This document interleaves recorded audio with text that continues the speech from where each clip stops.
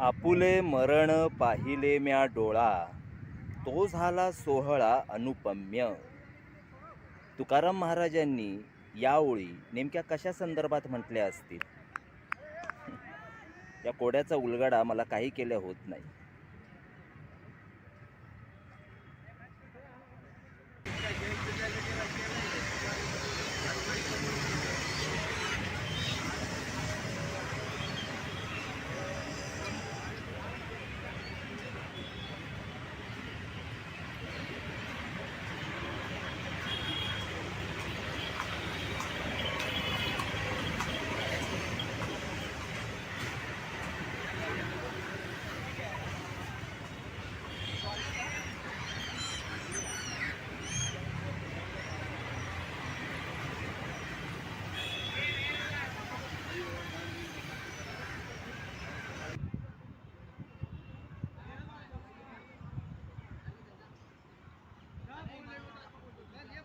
आपल्या कवितेतून सत्ताधाऱ्यांना प्रश्न विचारणाऱ्या कवींना ते वठणीवर आणणार आहेत म्हणे. कवी मंडळी ज्या चहाच्या टपरीवर भेटतात, बोलतात, त्या चहाच्या टपरीलाच ते सुरुंग लावून उडवून देणार आहेत म्हणे. मग कवी मंडळी भेटतील दुसऱ्या एखाद्या ठिकाणी म्हणून ते त्या कवी मंडळींमध्ये आपापसात भांडणं लावून देणार आहेत म्हणे.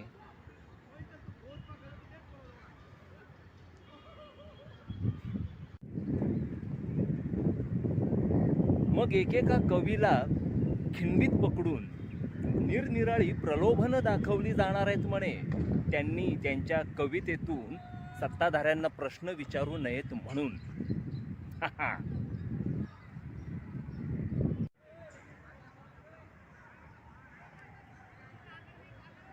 प्रलोभनांना बधले नाहीत तर धाकदपटशा, आणि धाकदपटशांना जुमानले नाही तर अशा आंदोलनजीवी परजीवी कवींचे एक घाव दोन तुकडे करण्याचे आदेश आहेत म्हणे. बापरे.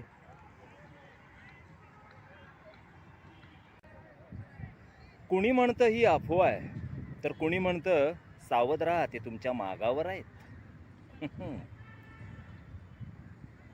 आता खरं खोटं त्या विधात्यालाच माहिती, की तो विधाताही सामील आहे त्यांच्या या कटात. सांगता येत नाही बुवा.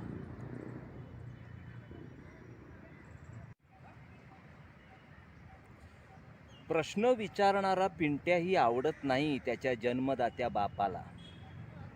उलट प्रश्न विचारणारा पिंट्याही आवडत नाही त्याच्या जन्मदात्या बापाला. मग कसा बरं आवडेल कवितेतून प्रश्न विचारणारा कवी सर्वशक्तिमान मायबाप सरकारला?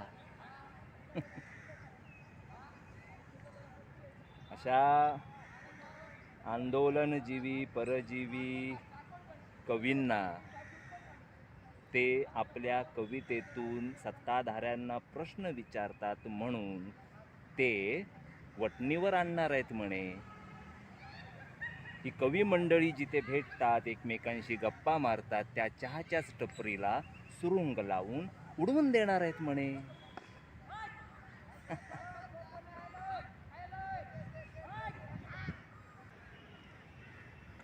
पण मग आता पेट्रोलचे भाव, घरगुती गॅसचे भाव किशाला परवडेनासे झाल्यावर बोलायला तर पाहिजेच ना. त्यासाठी कवी कशाला हवा? बोलायला तर हवेच. मग तुम्ही कवी असा, बुद्धिजीवी असा, श्रमजीवी असा, आंदोलनजीवी परजीवी असा, नाहीतर त्यांच्यासारखे भाषणजीवी असा, बोलायला तर लागणारच. बोला मग.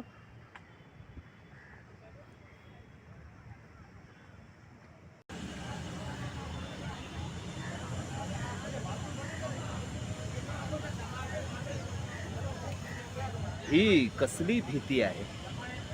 अचानक अज्ञातातून एखादी भयानक बातमी ऐकायला मिळेल असं का वाटत राहतं सारखं?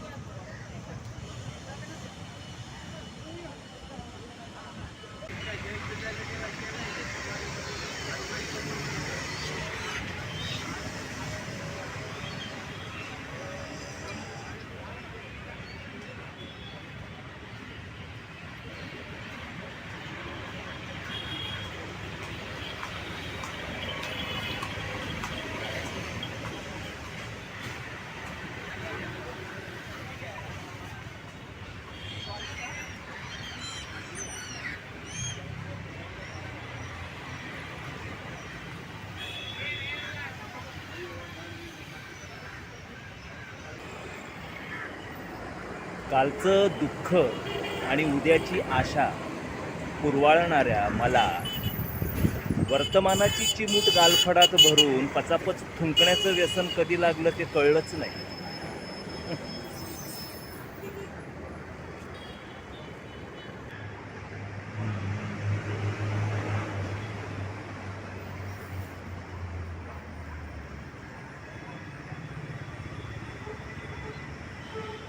दिवस असा घालवल्यावर संध्याकाळी उदासीन क्षितिज न्याहाळताना समुद्राघरी परतणाऱ्या सूर्याच्या पिवळसर चेहऱ्यावर माझ्या कपाळकरंट्या पिचकाऱ्यांचे लाल ओघळ मला स्पष्ट दिसू लागतात. मग माझी अंधाऱ्या भविष्याबद्दलची चिंता आणखी गडद होत जाते, आणखी गडद होत जाते.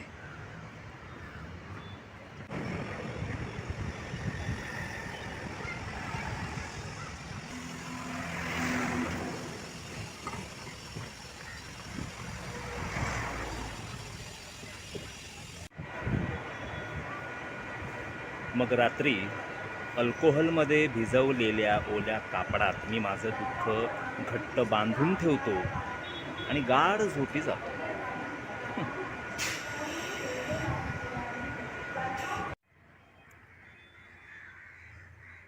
सकाळी उठून आकाशात पाहावं तर शुचिरभूत सूर्याचा टवटवीत चेहरा दृष्टीस पडतो.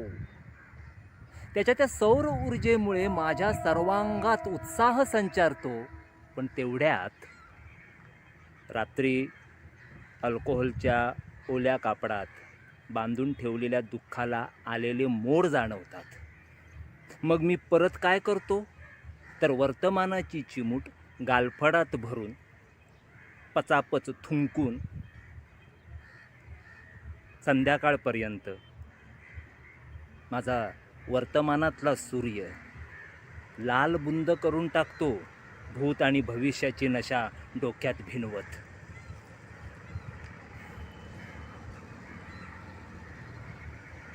सिग्मंड फ्रॉइड, या अशा वागण्यावर काही आहे का उपाय? असेल तर सुचव बाबा. तुझा आज्ञाधारक कवी मल्हार.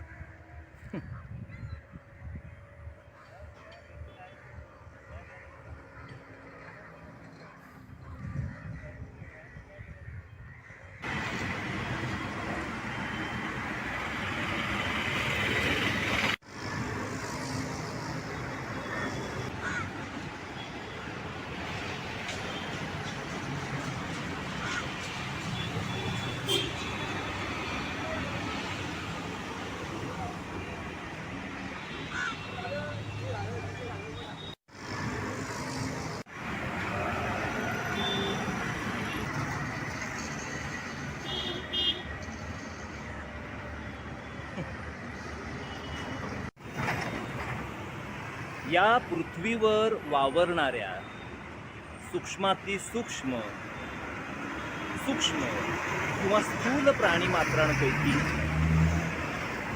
केवळ मनुष्य प्राणी पार अगदी उपटून टाकला तर इथल्या प्रार्थनास्थळांचं काय बरं होईल?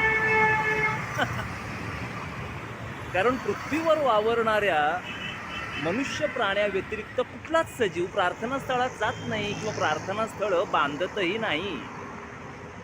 मग मनुष्य प्राणी उपटून टाकला तर काय बरं होईल इथल्या प्रार्थनास्थळांचं?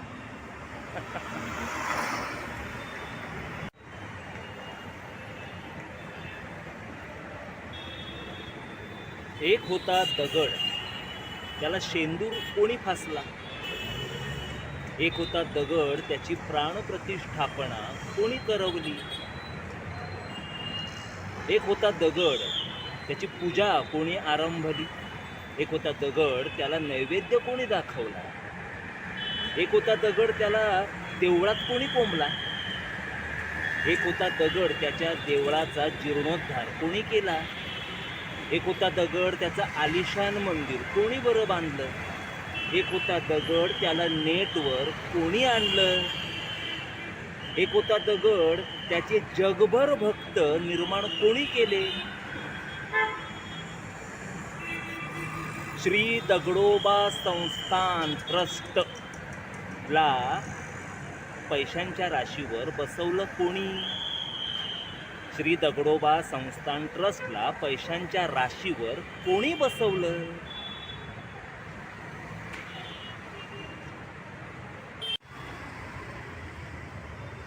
बघता बघता दगडाचे दुकान कोणी मांडले? सकाळी 4:30 ते 11:30, मग दुपारी 4 ते रात्री 9:30 असे देवाला भेटण्याचे फलक, वेळापत्रकाचे फलक कोणी टांगले?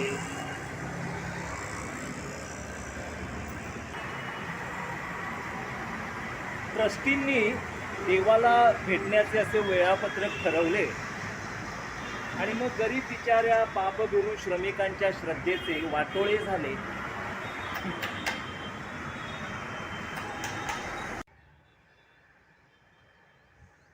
गाडगे महाराज म्हणायचे तेच बरोबर आहे. देव माणसाच्या मनात राहतो, देवळात राहते ते पुजाऱ्याचे पोट.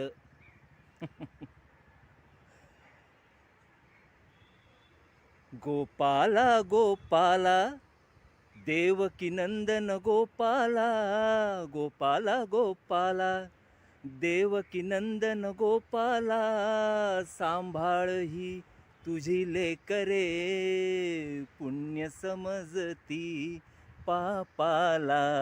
गोपाला गोपाला गोपाला गोपाल. माझा काय आवाज एवढा बरा नाही आहे.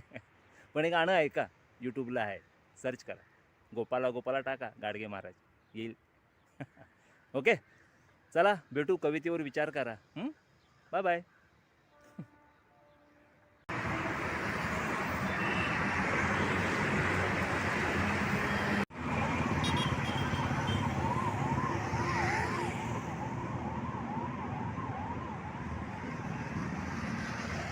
हत्ती एवढं खावं, हत्ती एवढं अंगावं आणि बघता बघता आपल्या अंगात हत्तीचंच बळ यावं.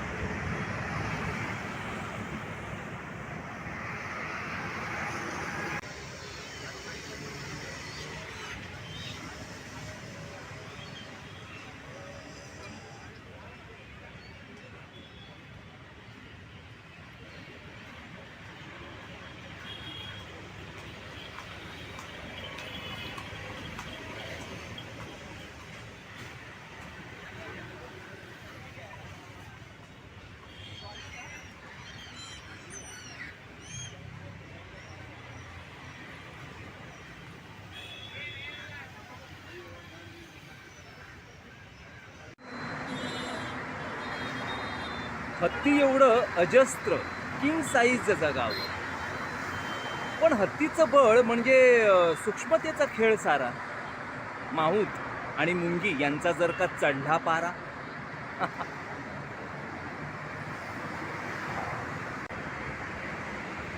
मग हत्ती होऊन नेमकं करावं तरी काय? ओंडके वाहून निर्बुद्ध जगावं की काय? हा.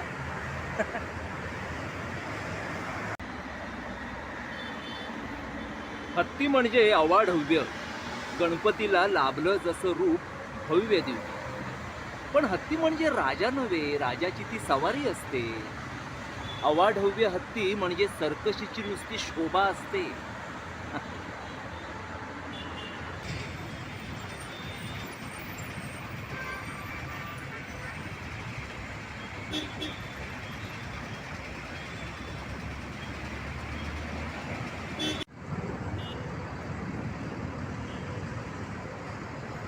हत्ती म्हणजे पाळीव प्राणी, अंकुश ठेवून सांभाळलेला. हत्ती म्हणजे गोंधळ नुसता, अवाढव्य अवयवांचा. हत्ती म्हणजे झुलणारी सोंड, माहुताचं भरणारी पोट. हत्ती म्हणजे सुस्तावलेला, ट्रॅफिकमध्ये खोळंबलेला.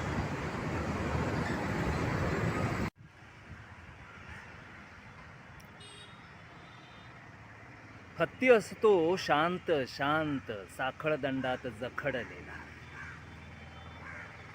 हत्ती म्हणजे सांगकाम्या, स्वतःची किंमत न कळलेला.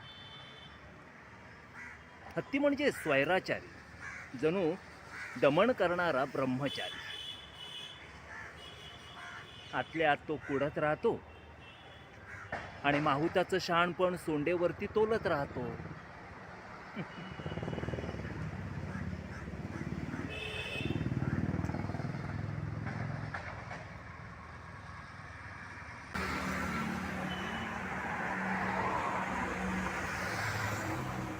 ते सांगतील त्या वेळेत घरात बसायचं आपण.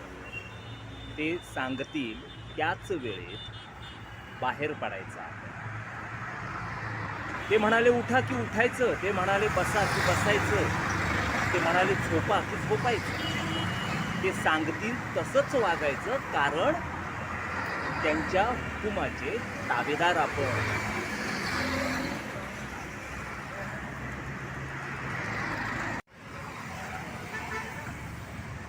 ते सांगतील तो सण साजरा करायचा. ते सांगतील तो सण साजरा करायचा.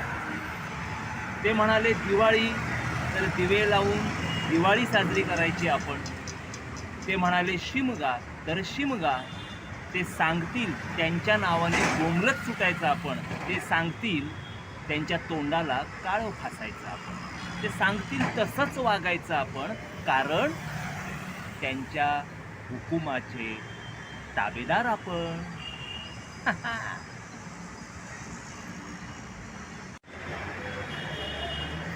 ते सांगतील तेवढे तास काम करायचं आपण, पण ते सांगतील तेवढाच पगार घ्यायचा आपण. ते सांगतील त्या वस्तू खरेदी करायच्या आपण. ते सांगतील त्याच किमती, आणि ते सांगतील त्या वस्तूंवर बहिष्कार घालायचा आपण. ते सांगतायत म्हणून, कारण त्यांच्या हुकुमाचे ताबेदार आपण. त्यांच्या हुकुमाचे ताबेदार आपण.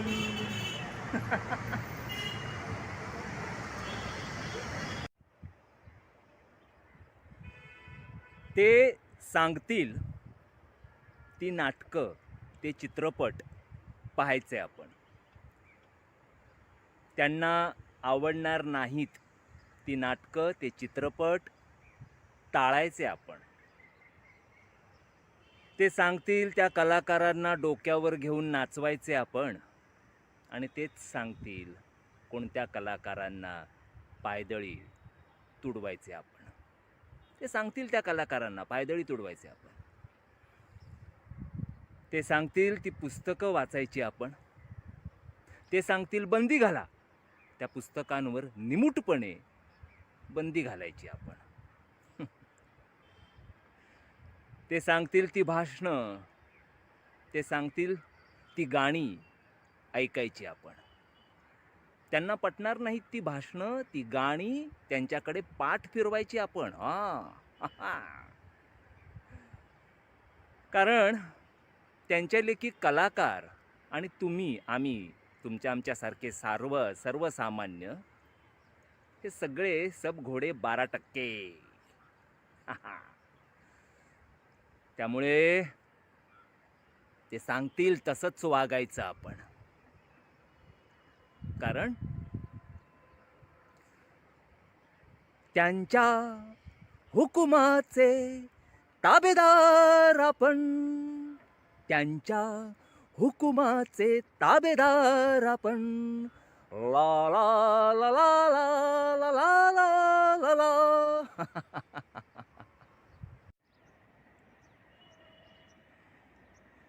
आणि बरं का, ते सांगतील त्याच देशाला दुश्मन मानायचं आपण. ते सांगतील त्या व्यक्तीला देशद्रोही म्हणायचं आपण. ते सांगतील तेच फूल, तोच रंग आवडतो असं म्हणायचं आपण. आणि एक, ते सांगतील तेच अन्न आपण आपल्या किचनमध्ये शिजवायचं, कारण त्यांच्या हुकुमाचे ताबेदार आपण.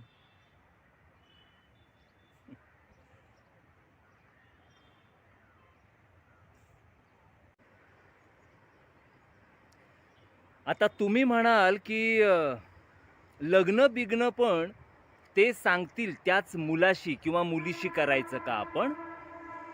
तर होय. आणि लग्नानंतर जी मुलं होतील त्यांची नावंही ते सांगतील. त्यांना आवडतील तीच ठेवायची आपण. कारण त्यांच्या हुकुमाचे ताबेदार आपण आणि आता ते रचतील त्या इतिहासाचे साक्षीदार व्हायचं आपण.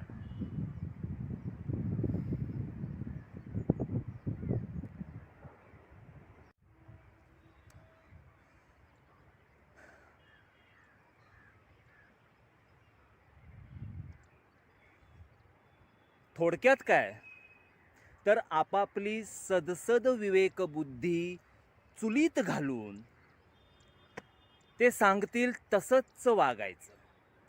धू म्हटल्यावर धुवायचं, लोंबतं काय म्हणून विचारायचं नाही. कारण त्यांच्या हुकुमाचे ताबेदार आपण. त्यांच्या हुकुमाचे ताबेदार आपण. तुम्ही पण का माझ्या बरोबर? त्यांच्या हुकुमाचे ताबेदार आपण.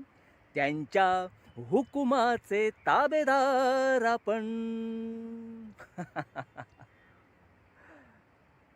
आता त्यांच्या म्हणजे ते ते ते म्हणजे नेमके कोण हे मी का सांगू तुम्हाला? तुम्ही शोधा. मी का सांगू? तुम्ही शोधा. मला वाटतं कविता ऐकता ऐकता काही लोकांना ते सापडलेही असते नाही. मग ज्यांना नाही सापडले त्यांच्या कानात सांगा ते म्हणजे नेमके कोणते.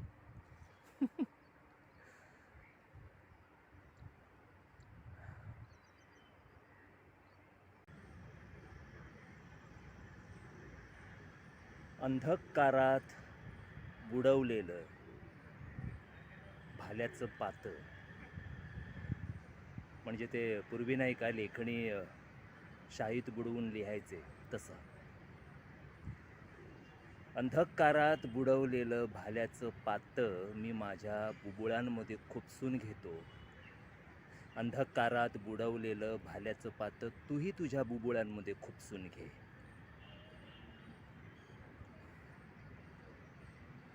मग आपल्या संभोगातून जन्माला येणाऱ्या आपल्या मुलाचे डोळे नितळ स्वच्छ असतील, पांढरे फटक बुबुळ नसलेले. जन्मतःच प्रकाशाशी ओळख नसणारं आपलं मूल या आंधळ्यांच्या जगात तुझ्या माझ्यापेक्षा फार चांगलं जगेल म्हणून म्हणतोय.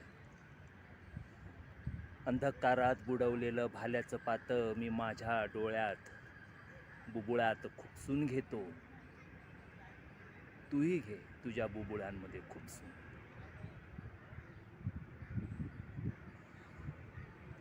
कारण हे काय सुधारणार नाहीत. हे असेच जगत राहणार आहेत आंधळेपणाने. यांना सुधारण्यापेक्षा आपणच आपले डोळे फोडून घेतलेले बरे नाही का?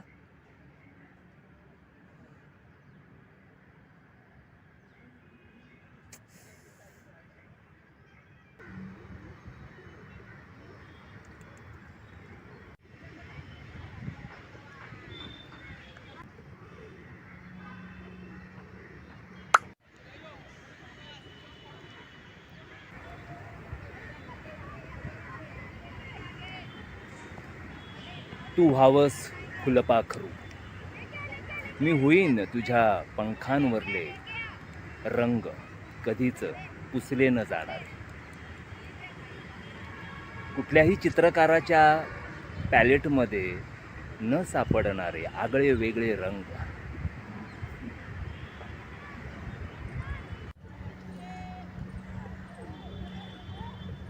तू व्हावस मोर, मी होईन पिसारा तुझा, पाहणाऱ्याच्या डोळाभर पसरून राहणारा.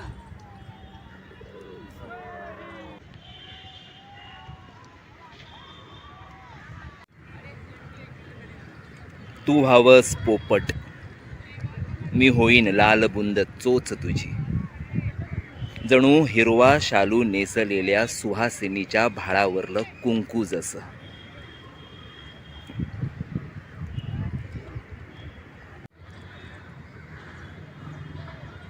तू व्हावस कोकिळ, तुझ्या गळ्यातलं गाणं होईन मी.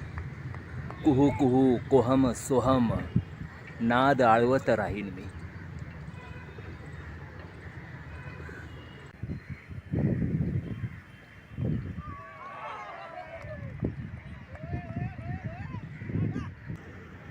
तू व्हावस झाड, तुझी फळं फुलं पर्णं होईन मी. ऋतुमानानुसार ये जा करता करता तुझी ओळख होईन मी.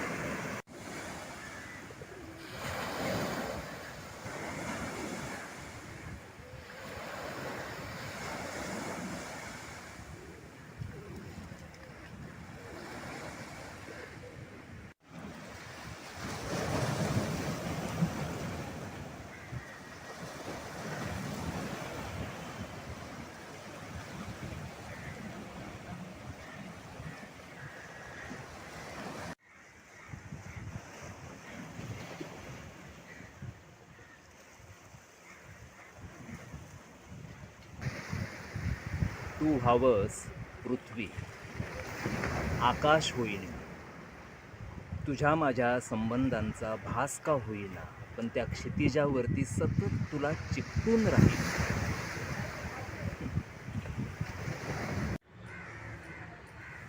पण तू झालीस प्रेत, निष्प्राण निर्जीव अचेतन, मला धडा शिकवण्यासाठी. हरकत नाही, होईन तुझं सरण मी, अग्नी होऊन जळेन मी. काळजी करू नकोस कविते, तू गेल्यानंतरही तुझ्या पाठोपाठच असेन मी.